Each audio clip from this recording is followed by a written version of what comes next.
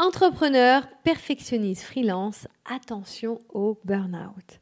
Bonjour à tous, je suis Eva Ledemé, spécialiste en gestion du stress et des émotions et je vous partage ici mes conseils bien-être et de santé psychologique. Aujourd'hui, je vais vous parler d'une conséquence du stress à répétition, le burn-out. Le burn-out vous donne des signes d'alerte au début, alors s'il vous plaît, écoutez-les. Ça peut être de l'irritabilité, de la fatigue, de la perte de motivation ou même un sentiment de surmenage. C'est simple. Le burn-out vous consume de l'intérieur. Il vide petit à petit toute votre énergie jusqu'à épuisement total. Alors, choisissez de l'arrêter avant qu'il ne consume aussi votre santé. La solution, je vous propose de commencer par une analyse personnelle de l'environnement dans lequel vous vivez. Parce que vous avez forcément des pressions dans cet environnement qui vous amène à ce burn-out. Pour ça, je vous propose un travail en 3 étapes. Première étape, repérez ce qui vous consume votre énergie. Par exemple, je vais vous donner quelques questions qui vont vous aider à y réfléchir. C'est peut-être le travail ? Ok. Alors si c'est le travail, quelles sont les tâches précises qui vous épuisent autant ? Ce sont vos relations qui consument votre énergie ? D'accord. Mais pourquoi ces relations sont devenues aussi déséquilibrées ? C'est peut-être votre famille ? Alors, pareil, pourquoi la situation est devenue aussi ingérable dans votre famille ? Pour que l'analyse soit efficace, vous avez besoin de prendre en compte 2 choses. 1, les déclencheurs. 2, les causes profondes. Les déclencheurs, ce sont les situations quotidiennes que vous répétez et qui entretiennent votre fatigue, que ce soit physique ou émotionnelle. Les causes profondes, c'est généralement le cœur du problème. En gros, c'est ce qui vous a poussé en premier lieu à agir de cette manière dans votre vie. Ça peut être mettre votre travail en priorité, ne plus prendre le temps de vous écouter ou de prendre soin de vous. Ou sinon, ça arrive souvent dans le burn-out de vous passer en second. On n'agit jamais au hasard. Et souvent, nos comportements, ils cachent des points intéressants sur nous. Et c'est souvent des points que nous avons besoin de découvrir et de comprendre. Et je suis complètement OK. Même si ce travail peut paraître complexe et inconfortable. C'est clair que ce n'est pas forcément agréable de se poser ces questions et d'être vraiment sincère avec soi-même. Pourtant, je vous conseille grandement de prendre un temps pour réfléchir et écrire les déclencheurs et les causes. C'est une étape qui vous aidera à transformer ce burn-out en une expérience enrichissante pour votre évolution personnelle. Deuxième étape, analysez votre marge de manœuvre, c'est-à-dire, en gros, ce que vous pouvez faire. Évidemment, on peut difficilement tout arrêter du jour au lendemain pour prendre des vacances spéciales burn-out. D'ailleurs, ce n'est pas de cette manière que l'on règle le problème. Car une fois les vacances terminées et après avoir repris la cadence du quotidien, les habitudes qui nous ont conduits à ce burn-out reviennent aussi.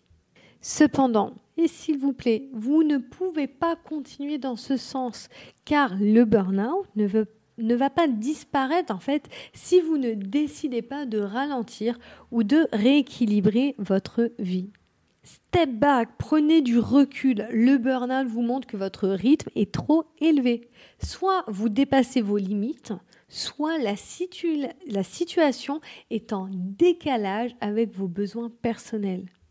Et je sais également qu'au commencement comme durant le burn-out, nous avons du mal à y voir clair.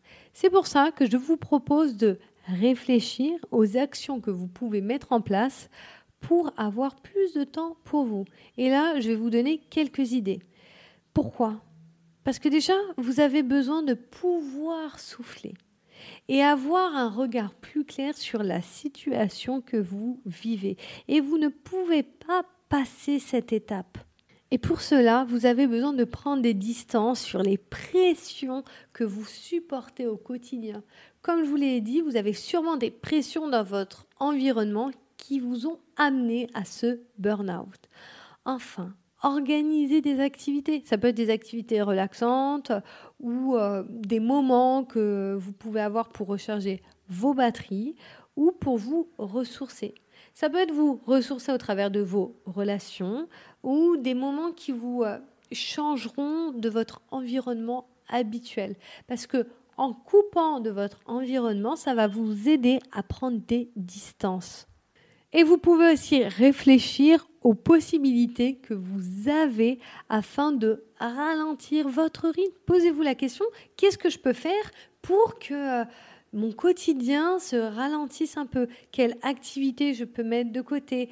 Quelle activité je peux par exemple mettre ou plutôt prendre plus de temps afin de me sentir mieux dans ma vie? Et ça, c'est clair, c'est des choix et des décisions. Mais vous aurez besoin de mettre de nouvelles décisions en place pour ressentir un peu plus de sérénité dans votre vie et dépasser ce burn-out.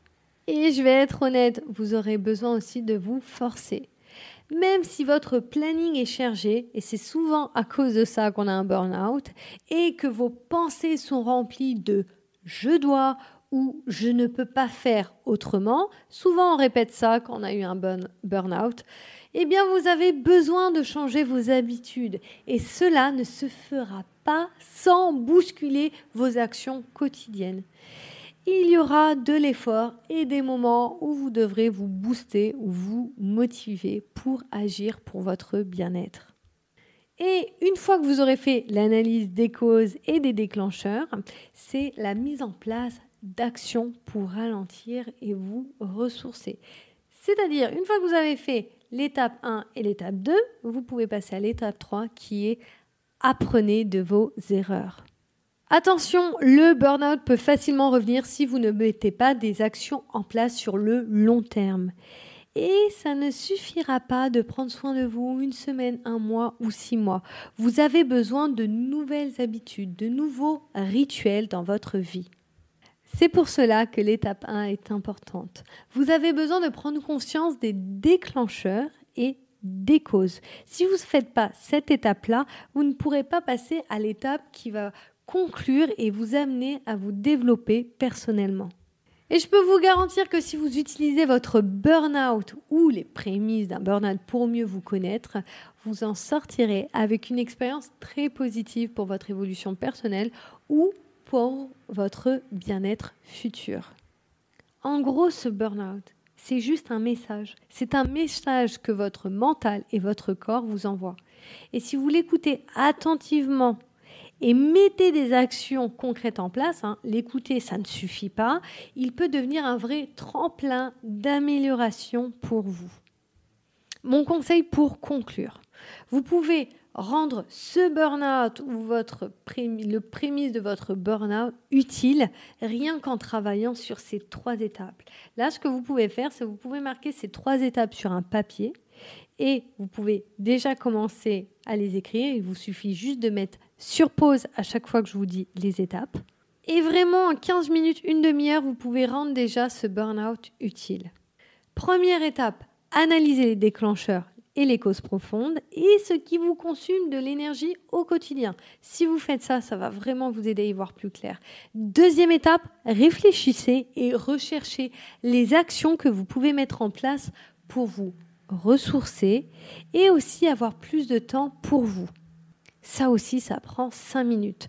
Troisième étape, soyez honnête et conscient de vos erreurs qui vous ont emmené à cette situation. Et même si c'est de mettre les autres en avant, les autres avant vous-même, c'est des actions qui restent vos responsabilités. Même si elles sont bienveillantes, si vous mettez des actions en place qui vous consomment trop d'énergie, ça reste vos responsabilités, aussi bienveillantes qu'elles peuvent être.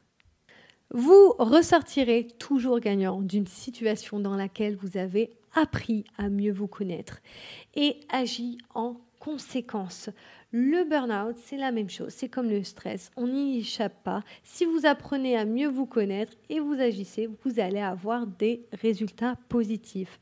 Si vous désirez, vous pouvez aussi retrouver cet article sur mes réseaux sociaux. Je vais le mettre dans la section articles de mon LinkedIn.